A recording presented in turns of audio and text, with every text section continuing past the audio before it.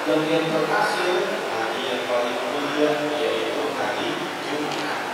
Wa yaumul Jumu'ah yazuru jami'ul khalqi ila rabbihim subhanahu wa ta'ala jalla jalaluhu wa ta'ala al-azim.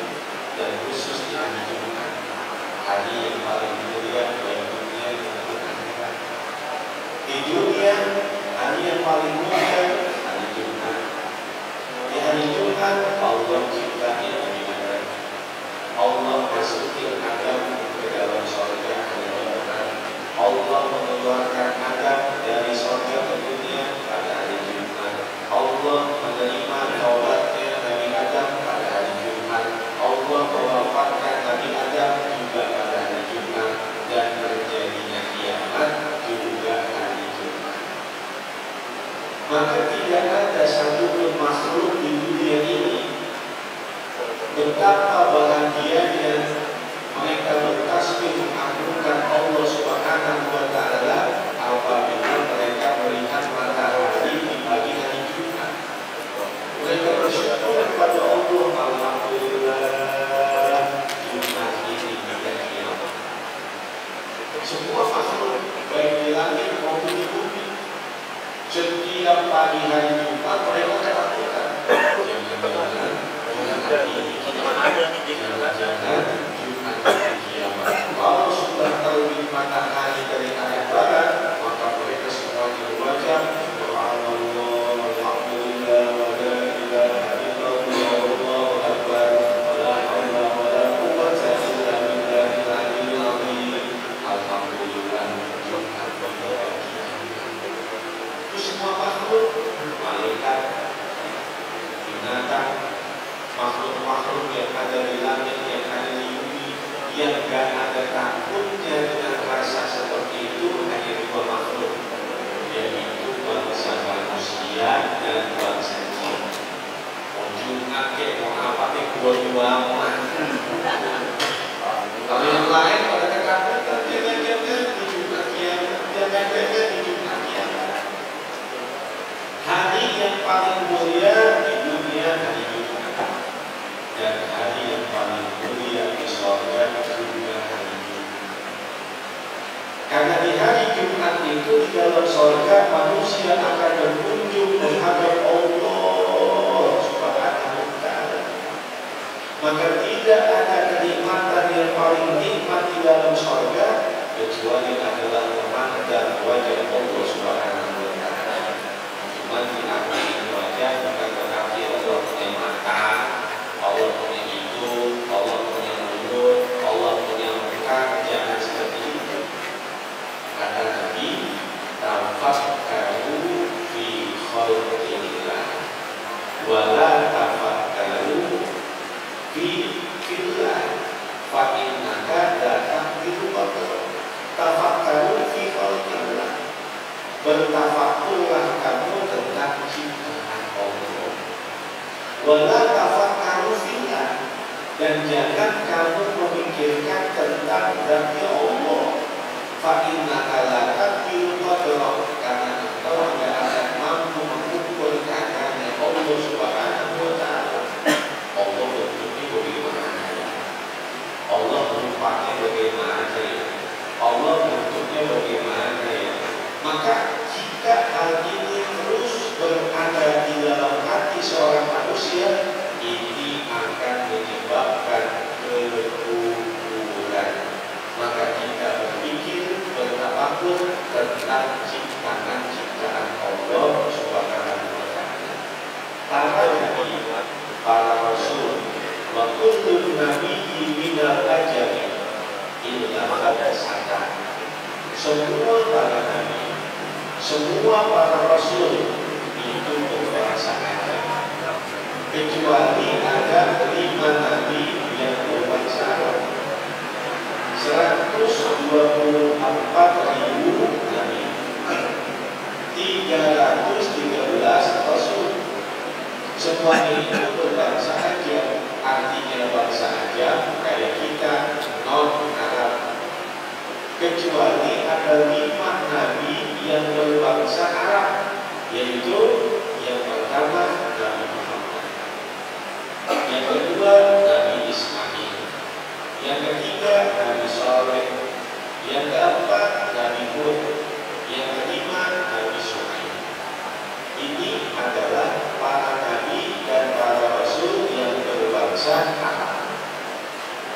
wa al-sinatuhum thalatha Suryaniyah, Ibrahimiyah, Arabiyah, dan 124.000 nabi, 313 rasul, bahasanya hanya 3. Ibrani, Suryani, Arab. Fasuryaniyah hum Nuh wa Lut wa Ibrahim wa Yunus. Maka para nabi, para rasul yang berbahasa Suryani, mereka adalah Nabi Nuh, Nabi Lut, Nabi Ibrahim, Nabi Yunus. Hanya 4 orang yang berbahasa Suryani.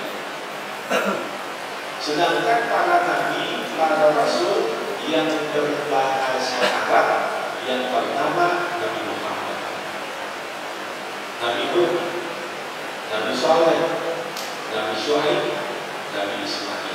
5 para nabi dan para rasul yang berbahasa Arab. Sekali lagi, Nabi Muhammad, Nabi Hud, Nabi Saleh, Nabi Syuaib, Nabi Ismail. Ini bahasanya Arab.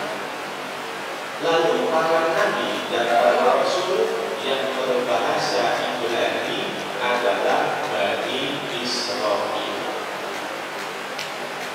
Siapa Bani Israil yang berbahasa Ibrani? Hampir 70%. 124.000 nabi, 313 rasul, itu keturunan 70% Bani Israil. Disebut dengan Bani Israil karena mereka adalah anak cucunya para nabi, yaitu dari jalur Nabi Yakub bin Ishak bin Ibrahim alaihimus salatu wassalam. Nabi Yakub nama kecilnya adalah Israil. Jadi nggak boleh kalau kita katakan, oh Israel, Israel, Israel. Israel itu adalah nama kecilnya Nabi Yakub. Nah, kita harus menyebutkannya Bani Israel atau bangsa Israel. Dan ternyata yang menjajah Palestina itu adalah bukan Bani Israel, itu adalah Zionis. Siapa Zionis? Orang Inggris, orang Austria, orang Swedia, orang Amerika menitipkan orang-orangnya di negara Palestina untuk menghancurkan negara Palestina. Itulah mereka yang disebut dengan Zionis. Bahasanya mereka berbeda, bukan bahasa Ibrani. Kalau anak keturunan Bani Israel pasti bahasanya Ibrani. Karena Israel adalah nama kecilnya Nabi Yakub bin Ishak bin Ibrahim. Israel, Isra bimakna abdun, il bimakna Allah. Israel artinya Abdullah. Itu bahasa Ibrani. Kalau kita kan nyebutnya Darussalam, bahasa Ibraninya Yerusalem. Kita menyebutnya Baitul Lahmi, mereka menyebutnya Bethlehem. Itu bahasa Ibrani. Ada nasihat dalam bahasa Ibrani begini: Barobat bat tarbuat azmaribat bihak idati bakillahi somad baribat arat tar asui jahimu baroniku kiro tayabi naimu. Nanti diulang sama Pak Manap.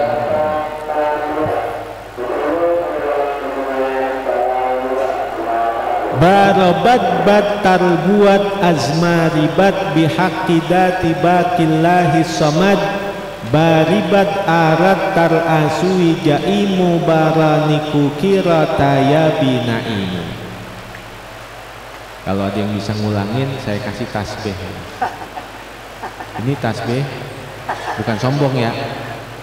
Ini harganya 2.500.000. Ada yang bisa apa? Saya kasih hari ini. Ayo, saya ulangin ya.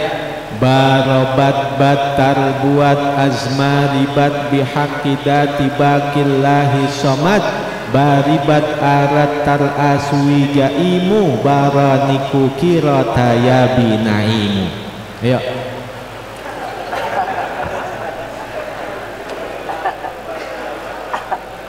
Ayo, ambil. Ayo.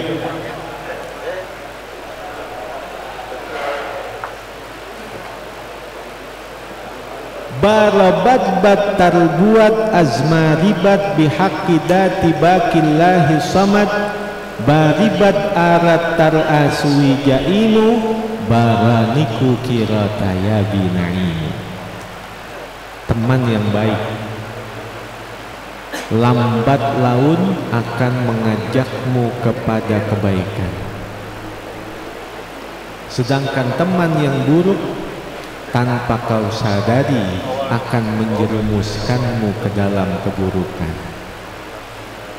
Berapa banyak orang yang baik menjadi tidak baik lantaran berteman dengan teman yang tidak baik, dan berapa banyak orang yang tidak baik menjadi baik lantaran berteman dengan teman yang baik. Al-u ala dini khalilih. Manusia itu tergantung dari siapa dia bergaul. Kalau dia bergaul dengan orang yang baik, insya Allah dia jadi orang baik. Kalau dia bergaul dengan orang yang tidak baik, pasti lambat laun dia tidak akan menjadi orang yang tidak baik. Maka 124.000 nabi, 313 rasul, bahasanya 3, Suryani, Ibrani, dan Arab. Maka 70% para nabi dan para rasul adalah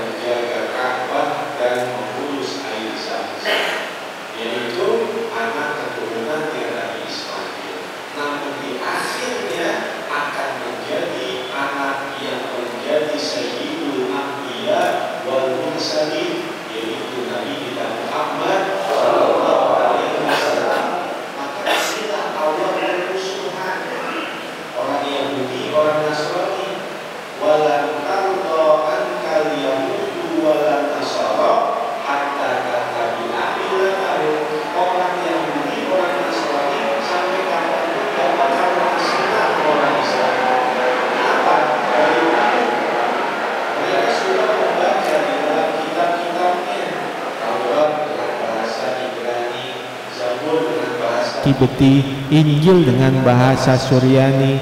Mereka sudah memahami bahwa nanti akan ada nabi akhir zaman yang bernama Muhammad. Mereka mengira akan ada dari garis keturunan mereka, dari jalur Nabi Yakub bin Ishak bin Ibrahim, dari ibunda Sarah. Ternyata Nabi akhir zaman Allah menetapkannya dari jalur Nabi Ismail bin Ibrahim, dari ibunda yang bernama Hajar. Sehingga Muhammad sallallahu alaihi wasallam bin Abdullah bin Abdul Muttalib bin Hashim bin Abdul Manaf bin Qusay bin Kilab bin Murrah bin Ka'ab bin Lu'ay bin Ghalib bin Fihir bin Malik bin Nadar bin Kinanah bin Khuzaimah bin Mudrikah bin Ilyas bin Mudar bin Nizar bin Ma'ad bin Adnan min waladi Ismail bin Ibrahim alaihimus salatu wassalam. Jadi mereka ngarep-ngarep, ternyata Nabi akhir zaman bukan dari garis keturunan kita. Mereka iri, mereka dengki. Nabi Musa alaihi salam disebut dengan Musa, ada dua orang, Musa bin Imran, Musa bin Sam'un. Itu sejaman. Disebut dengan Musa inda lugatil Ibraniyah Mausyas, wa inda lugatil Arabiyah bimakna waladil ma. Musa bahasa Arabnya artinya anak air. Kenapa dikatakan anak air? Karena baik Musa bin Imran ataupun Musa bin Sam'un waktu baru lahir terombang-ambing di atas air. Kalau Musa bin Imran dikanyuti nama ibunya karena takut dibunuh oleh Fir'aun. Kalau Musa bin Sam'un terombang-ambing di atas air. Kenapa? Karena waktu baru lahir kampungnya yang bernama Samara itu terkena banjir bandang. Semua mati kecuali bayi, yaitu bayi yang nanti namanya Musa bin Sam'un. Siapa Musa bin Sam'un? Nanti panggilannya Samiri, karena dia adalah berasal dari kota Samara. Dan nanti karena dia membawa fitnah terbesar untuk umat ini, maka dia bernama sebutannya Dajjal. Sedangkan Musa bin Imran yang diurus oleh Fir'aun sejak kecil sampai besar, itulah Musa yang akan menjadi nabi dan rasul. Sehingga dikatakan Musa alladzi rabbahul kafiru mursalu wa Musa alladzi rabbahu jibrilu kafiru. Musa bin Imran dari kecil diurusin oleh orang kafir, gedenya jadi orang baik, gedenya jadi nabi, gedenya jadi orang soleh. Tidak terpengaruh dengan kekufurannya Fir'aun, tidak terpengaruh dengan kezolimannya Fir'aun. Sedangkan Musa bin Sam'un adalah bayi yang ketika terombang-ambing diselamatkan oleh malaikat Jibril, diurusin dari kecil sampai besar oleh malaikat Jibril, tapi gedenya jadi kafir. Sehingga ada satu doa. Doa ini doa yang mustajabah ketika kita memiliki hajat. Ya qadimal ihsan, ya daimal ma'ruf, ya katsiral khair, la ilaha illallah. Ketika dia memiliki hajat, maka dia baca tuh habis subuh 130 kali, habis asar 130 kali. Maka setelah selesai dia berminta kepada Allah akan hajat-hajatnya, dia berucap kepada Allah akan hajat-hajatnya, insya Allah hajatnya dikabulkan. Dan dia baca 130 kali ini dalam 15 hari, jangan putus. Sampai 15 hari jangan putus, maka insya Allah benar-benar dia akan merasakan manfaatnya. Kita baca ya. Bismillahirrahmanirrahim. Ya qadimal ihsan, ya qadimal ihsan, ya qadimal ihsan, ya daimal ma'ruf, ya daimal ma'ruf, Ya daimal ma'ruf, ya kathiral khair, ya kathiral khair, ya kathiral khair, la ilaha illallah. Sekali lagi ya. Ya qadimal ihsan, ya daimal ma'ruf, ya kathiral khair, la ilaha illallah. Bareng-bareng ya. Wahid isnani salasa. Ya qadimal ihsan, ya daimal ma'ruf, ya kathiral khair, la ilaha illallah. Lagi.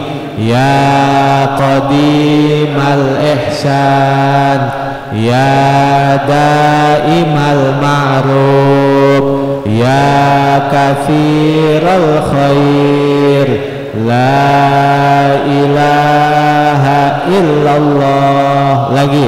Ya qadimal ihsan, ya daimal ma'ruf, ya kathiral khair, la ilaha illallah. Lagi.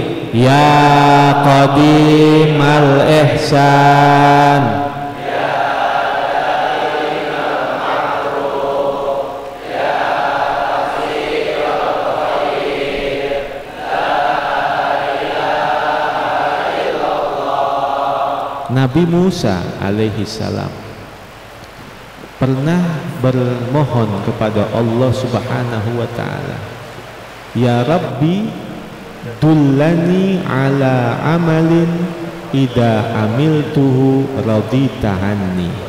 Ya Allah, tunjukkanlah kepadaku satu amalan yang apabila aku mengamalkan amalan ini engkau ridho kepadaku. Maka Allah Subhanahu wa ta'ala berfirman, ya Musa inna ridhoi biridhoika biqadai. Wahai Musa, keredoanku itu ada pada keredoanmu dalam menerima segala takdir dan ketetapanku. Termasuk di antara rukun iman adalah percaya kepada qada dan qadar, yang baik dan yang buruk. Maka jika kita ingin mendapatkan ridhonya Allah dengan segala takdir, dengan segala ketetapan Allah, kita ridho, nanti Allah ridho juga kepada kita.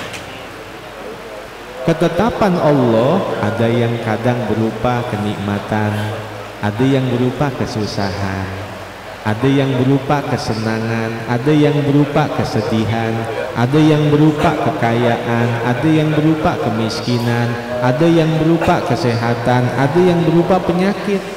Maka semua itu adalah ketetapan dan ridho, ketetapan dan takdirnya Allah.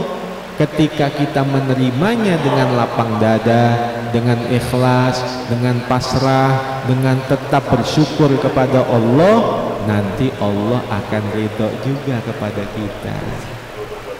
Amin ya rabbal alamin. Hadirin ma'asyiral muslimin rahimakumullah.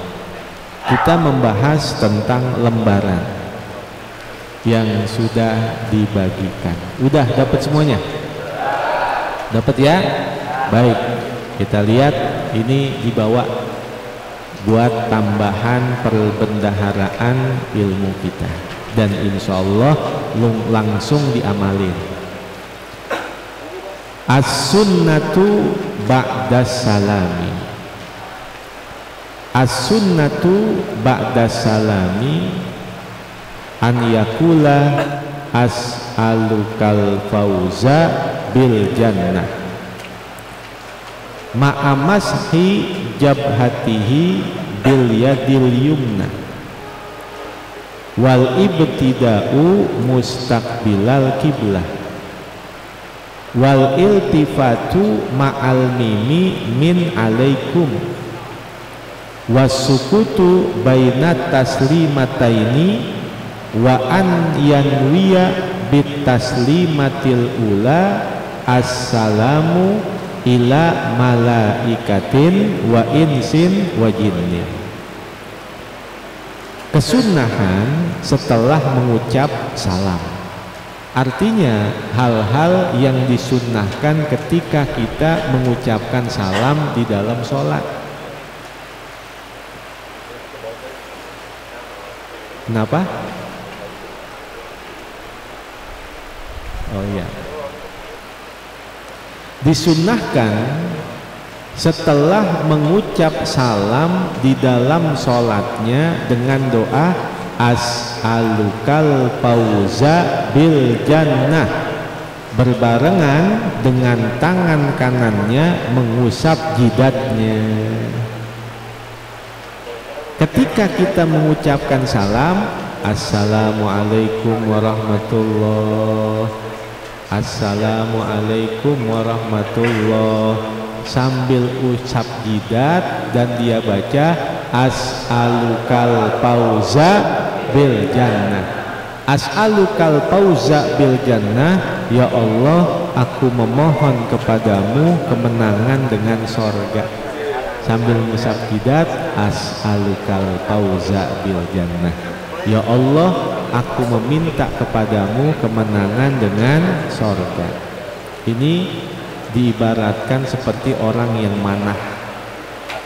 Kalau kita manah sekali mungkin meleset, 2 kali mungkin meleset, tapi kalau seandainya 1000 kali, masa iya nggak ada satupun yang mengenai sasaran.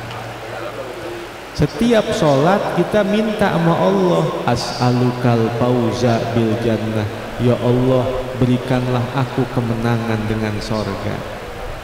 Innal jannata lil muttaqin, orang-orang yang bertakwa akan mendapatkan sorga. Maka seumur hidupnya dia baca berapa kali kalimat ini, maksa iya satupun nggak ada yang dikabulkan oleh Allah Subhanahu wa ta'ala. Jadi sambil diamalkan habis sholat, as'alukal fauza bil jannah. Kemudian lalu mengawali mengucap salam dengan menghadap ke arah kiblat terlebih dahulu dan menoleh baik ke kanan maupun ke kiri ketika mengucap huruf mim dari kata alaikum. Kalau kita ingin mengucapkan salam di dalam sholat, muka kita ngadep ke kiblat dulu, ngadep. Menoleh ke kanan atau ke kiri setelah mengucapkan huruf mim dari lafaz assalamualaikum. Pas udah assalamualaikum baru nengok begini, kiblat dulu, assalamualaikum,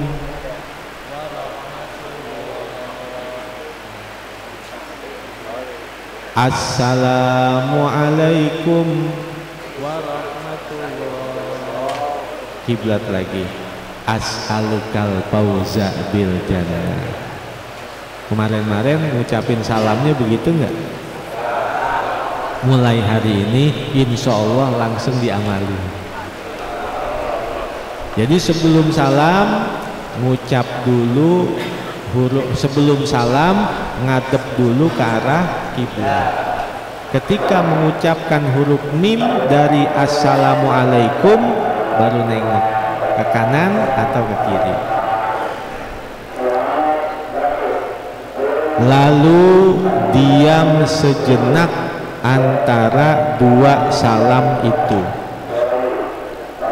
serta berniat dengan salamnya untuk mengucapkan salam kepada para malaikat maupun seluruh manusia dan bangsa jin ketika mengucapkan salam yang pertama. Ketika kita memberikan jeda, salam itu menjadi dua kan, maka ada diam sejenak antara dua salam itu. Assalamualaikum. Oh, diam dulu. Assalamualaikum warahmatullah. Nah, di hati kita niat untuk mengucapkan salam kepada bangsa malaikat, bangsa jin, bangsa manusia yang ada di sebelah kanan kita. Begitu juga ketika kita menoleh ke arah kiri, niat mengucapkan salam kepada bangsa malaikat, bangsa jin, bangsa manusia yang ada di kiri kita, maka dia mendapatkan pahala sebanyak itu. Berapa jumlah malaikat, berapa jumlah bangsa manusia, berapa jumlah bangsa jin yang dia niat untuk mengucapkan salam kepadanya, maka sebanyak itulah dia mendapatkan pahalanya. Wa tsumma qala wallahu a'lam bishawab. Sampai sini mungkin ada pertanyaan, silahkan.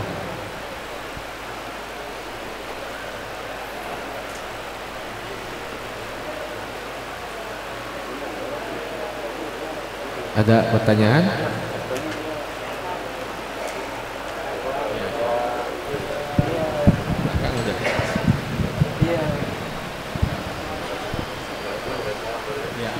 Bismillahirrahmanirrahim.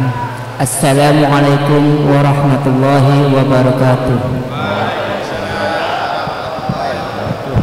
Ustaz, saya ingin bertanya, apakah benar apabila kita berdoa dan kita tidak tahu arti atau makna tersebut, doa kita tidak akan dikabul? Itu saya, Pak Ustaz. Assalamualaikum warahmatullahi wabarakatuh. Waalaikumsalam. Ketika kita berdoa dan tidak mengetahui artinya, diterima atau tidaknya itu hak prerogatif Allah. Sedangkan ketika kita berdoa adalah menjalankan perintah Allah. Kata Allah, ud'uuni astajib lakum. Berdoalah kepadaku, maka aku akan terima segala doa-doamu itu. Jadi orang yang berdoa, orang yang baik, hakikatnya dia menjalankan perintah Allah. Lalu bagaimana seandainya dia tidak memahami artinya? Doa itu enggak mesti bahasa Arab, namun yang paling afdol berbahasa Arab. Dan doa itu syaratnya kita awali dengan Alhamdulillahirabbil alamin, lalu bersolawat kepada Rasulullah. Setelah itu kita berdoa dengan sekehendak kita. Pakai bahasa Indonesia boleh. Ya Allah, berikanlah kepadaku rezeki yang halal, rezeki yang berlimpah, panjang umur dalam taat ibadah kepadamu ya Allah. Itu seperti itu. Berbeda dengan Al-Quranul Karim. Al-muta'abbad bitilawati bifahmin aula bifahmin. Al-Quran itu akan mendapatkan pahala dengan sebab hanya membacanya ketika dia tidak memahami isinya ataupun tidak. Al-Quran dia baca, paham kagak paham, dapat pahala selama dia baca. Nggak paham nih, dapat pahala kalau Al-Quran.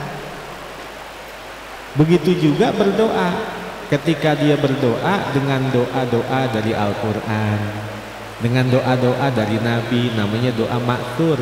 Ketika dia baca Rabbana atina fid dunya hasanah wa fil akhirati hasanah wa qina adzabannar, itu kan doa dari Al-Quran. Dia nggak tahu artinya, tetap dapat pahala. Kalau diterima ataupun tidak, dikabulkan atau tidak, itu bukan hak kita, itu haknya Allah. Yang penting kita doa aja udah. Ad-doa huwal ibadah. Doa itu ibadah. Ad-doa mukhul ibadah. Doa itu intinya ibadah. Bahkan dalam riwayat, ma min mudda'in illa walahu salatatu khisalin. Imma an yu'ajjilahullahu ta'ala fid dunya wa imma an yaddakhirahullahu ta'ala fil akhirah wa imma an yasrifahullahu ta'ala minasu. Di mana saja, kapan saja, siapa saja orang yang berdoa, pasti dia akan dapat 3 kemuliaan. Yang pertama, Allah kabulkan hajatnya di dunia. Yang kedua, Allah simpan manfaat dunia, manfaat doanya untuk kepentingan akhirat. Yang ketiga, Allah hindarkan dia dari segala kesusahan, dari segala mahara bahaya, dari segala musibah-musibah. Itu manfaatnya doa. Sehingga orang yang banyak berdoa, hakikatnya dia ibadah. Dikabul atau tidak, itu urusan Allah, bukan urusan kita. Kita doa, yaudah, menunjukkan penghambaan kita kepada Allah, sehingga nggak perlu maksa-maksa Allah. Karena kita ketika tidak mengetahui segala sesuatu, maka serahkan segala sesuatu itu kepada yang maha tahu, yaitu Allah Subhanahu wa ta'ala. Sumpama ada anak kecil ngerengek-rengek sama orang tuanya, umur 5 tahun minta duit 5 juta. Tiap hari nangis itu anak, minta duit 5 juta. Orang tua lebih mengetahui mana yang manfaat, mana yang membahayakan. Ini anak umur 5 tahun minta duit 5 juta, buat apaan?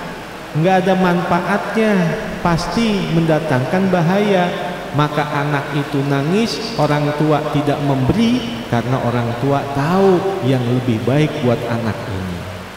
Jadi terkadang ada dikasih juga adalah kasih sayang, terkadang tidak dikasih juga adalah kasih sayang. Begitulah hakikatnya Allah kepada kita manusia.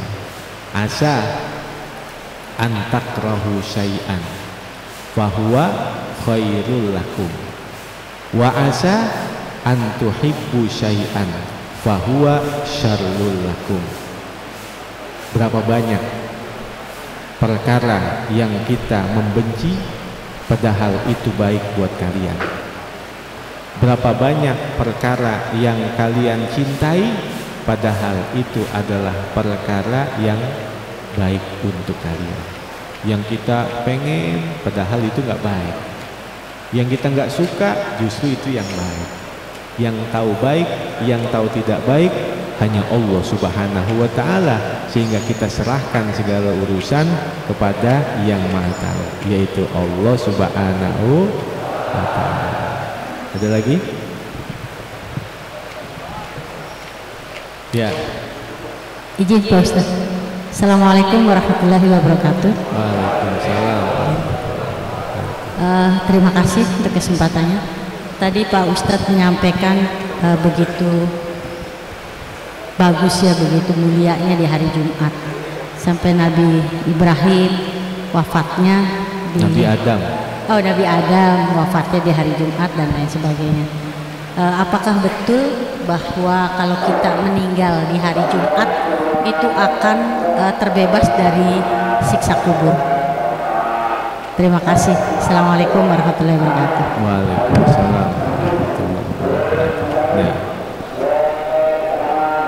Dalam kitab Tanqihul Qaul di Syekhul Imam Jalaluddin As-Suyuti yang disyarahkan oleh Syekh Muhammad bin Umar An-Nawawi Al-Jawi, ada satu riwayat dari Nabi kita Muhammad sallallahu alaihi wasallam, salasatun ya'simuhumullahu min adabil qabri asyahidu wal muadzinu wa man mata lailatal jumu'ah wa yaumal jumu'ah.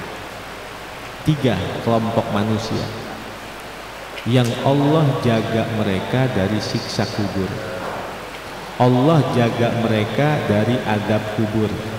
Maka 3 kelompok manusia ini tidak akan terkena siksa kubur. Yang pertama asy-syahidu, orang yang mati syahid.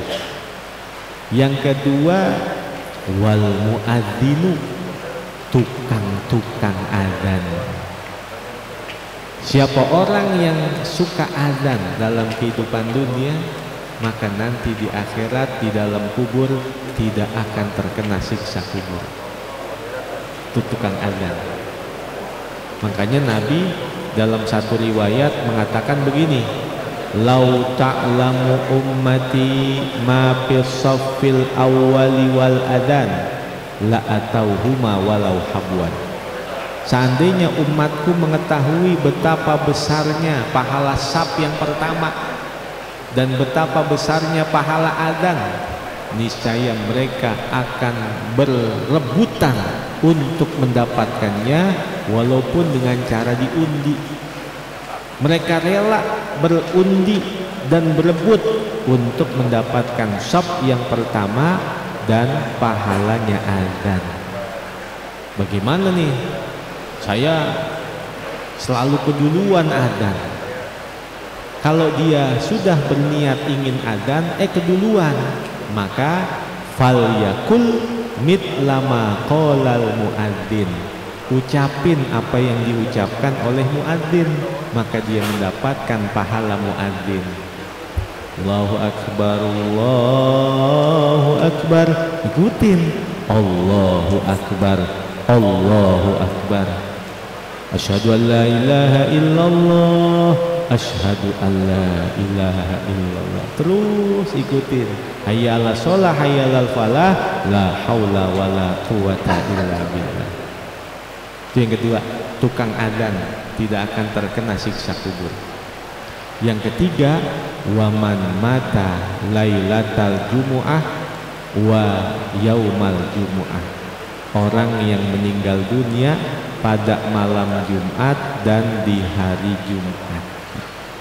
Siapa orang yang meninggal dunia di malam Jumat, siapa orang yang meninggal dunia di hari Jumat, maka dia tidak akan terkena siksa kubur. Ada orang bertanya, lah dia lagi mabok, matinya Jumat, bagaimana itu? Waman yamut walam yatub min dambihi fa amruhu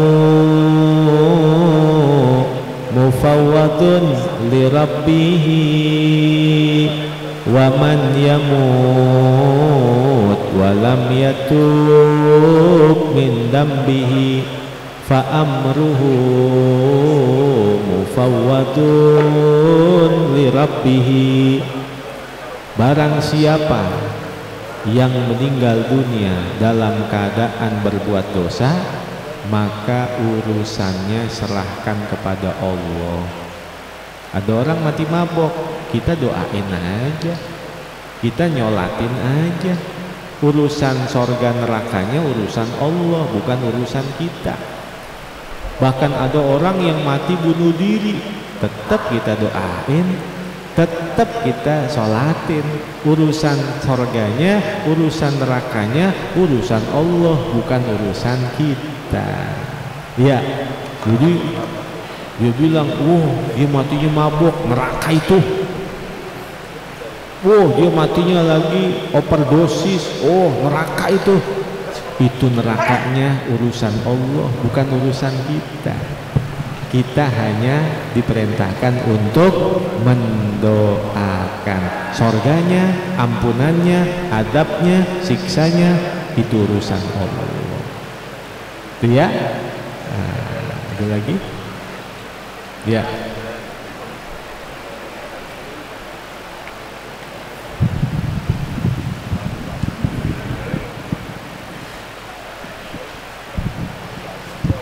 Assalamualaikum Ustaz. Saya mau tanyakan mengenai yang Ustaz jelaskan mengenai Allah di atas ya, berkenaan dengan surat Ar-Rahman, surat Toha ayat 5 ya Ustaz ya. Ar-Rahman al-Arsy istawa.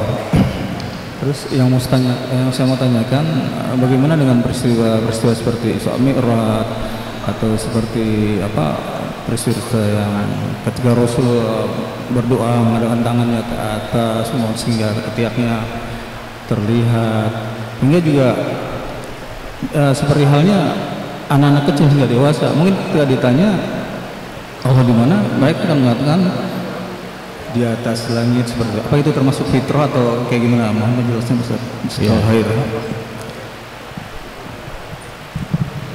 Ini satu anggapan yang keliru ketika mengatakan bahwa Isra Mi'raj Nabi ke atas, Isra Mi'raj Nabi ke langit, Isra Mi'raj Nabi ke aras, dan posisi Allah Subhanahu wa Ta'ala itu tidak bertempat. Bukan Allah ada di langit, bukan Allah ada di aras. Maka sedini mungkin anak-anak kita ditanamkan di dalamnya bahwa Allah ada tanpa tempat, bukan Allah ada di langit. Allah ada tanpa tempat, begitu. Lalu bagaimana kalau kita berdoa kan ngadepin ke langit begini? Berarti Allah ada di langit, karena kita kalau berdoa ngadepnya ke langit. Lalu bagaimana seandainya kita melihat Sayyidina Umar, kalau berdoa Sayyidina Umar begini, Rabbana atina fid dunya hasanah wa fil akhirati hasanah wa qina adzabannar. Sayyidina Umar pas wa qina adzabannar berarti Allah di bawah dong. Bagaimana kalau dia ngangkat ke atas, Allah di atas. Pas Sayyidina Umar waktunya agar berarti Allah di bawah, begitu? Tidak. Maka para ulama menjelaskan kepada kita, kiblatus sholah Ka'bah, kiblatud doa sama. Kalau kita sholat ngadepnya kemana? Ka'bah. Pertanyaannya, ketika kita sholat ngadep ke Ka'bah, apakah Allah ada di Ka'bah? Allah nggak ada di Ka'bah. Lalu ketika kita mengangkat tangan kita berdoa ke atas, apakah menunjukkan Allah ada di atas? Tidak. Allah ada tanpa tempat, titik. Karena kalau Allah ada butuh tempat, sama dong sama kita makhluk. Kiblatus sholah Ka'bah, kita sholat ngadepnya ke Ka'bah, itu sebagai kiblat aja. Wa kiblatud doa sama, dan kiblatnya doa langit. Sebagaimana kita sholat ngadep Ka'bah, Ka'bah sebagai kiblat, sebagaimana kita sholat ngadep Ka'bah, Ka'bah sebagai kiblat, maka ketika kita berdoa kiblatnya adalah langit, bukan berarti Allah ada di langit. Kita sholat ngadep Ka'bah, emang Allah ada di Ka'bah? Kita sholat ngadep ke Ka'bah, Allah nggak ada di Ka'bah. Maka begitu juga ketika kita berdoa, bukan berarti Allah ada di langit. Lah buktinya tangan kita diangkat ngadep ke langit, itu kiblat aja. Pertanyaannya, Sayyidina Umar kalau doa sering bolak-balik, Allahumma inna nas'aluka ridhoka wal jannah wa na'udzubika min sakhatika wan nar. Dibalik. Berarti kalau dibalik, ntar pemahaman orang kalau diangkat ke atas Allah ada di atas, pas dibalik berarti Allah ada di bawah dong. Nah, ini pemahaman yang harus kita rubah. Jadi kita berdoa kiblatnya langit, kalau kita sholat kiblatnya Ka'bah bukan berarti Allah ada di langit, bukan berarti Allah ada di Ka'bah. Itu kiblat aja, karena Allah mawujud bila makan. Allah ada tanpa butuh kepada tempat. Allah sebelum ada tempat, pertanyaannya di mana Allah? Allah belum ada. Allah belum mengadakan langit. Allah belum mengadakan langit. Langit kan belum ada. Pertanyaannya, ketika langit belum ada, kalau Allah di langit, Allah tempatnya di mana? Kalau Allah di aras, belum adanya aras, Allah di mana? Berarti ketika aras langit belum ada, Allah tidak butuh kepada aras dan langit. Maka setelah Allah menciptakan aras dan langit, Allah juga tidak butuh kepada keduanya. Begitu ya. Nah, ini akidahnya Ahlus Sunnah wal Jamaah. Mohon maaf, bisa dilihat di YouTube. Muktamar Ulama Sedunia di Chechnya, bisa dilihat di YouTube. Mohon maaf nih, ini bukan kata saya ya. Ini muktamar ulama di Chechnya sedunia. Dari sedunia muktamar ulama. Ini bukan kata saya ya, atau kata saya lagi. Ini bisa dilihat nanti di YouTube. Muktamar Ulama Chechnya. Bukan kata saya nih ya. Ingetin, bukan kata saya. Itu memutuskan ulama-ulama sedunia muktamar di Chechnya mengeluarkan Arab Saudi dengan Wahabinya, mengeluarkan Iran dengan Syiahnya, bukan termasuk Ahlus Sunnah wal Jamaah. Ini bukan kata saya ya, bilang kata saya lagi. Ntar lihat di YouTube ya, itu ulama sedunia mengadakan muktamar, maka mengeluarkan Arab Saudi dengan ajaran Wahabinya dan Iran dengan ajaran Syiahnya. Naudzubillah min. Ada lagi?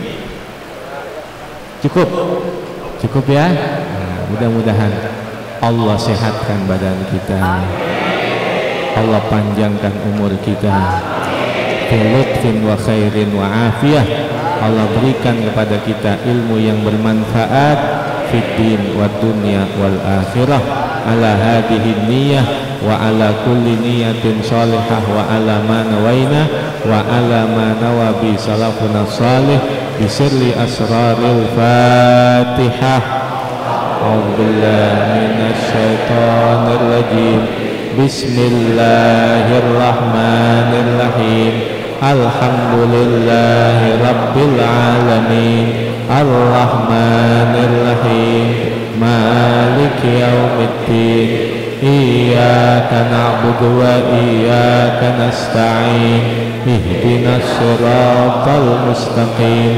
Siratal ladzina an'amta 'alaihim ghairil maghdubi 'alaihim waladdallin. Amin. Bismillahirrahmanirrahim. Alhamdulillahi rabbil alamin. Allahumma salli wa sallim wa barik ala Sayyidina Muhammad wa ala ali Sayyidina Muhammad. Allahumma ighfir lana dhunubana wa liwalidayna warhamhuma kama rabbayana shighara. Allahumma aghnina bil ilmi wa zayyinna bil hilmi wa akrimna bit taqwa wa jammilna bil afiyah. Allahumma akrimna binuril fahmi wa akhrijna min dhulumatil wahmi waftah lana abwaaba rahmatik wansyur alaina hikmatak ya arhamar rahimin.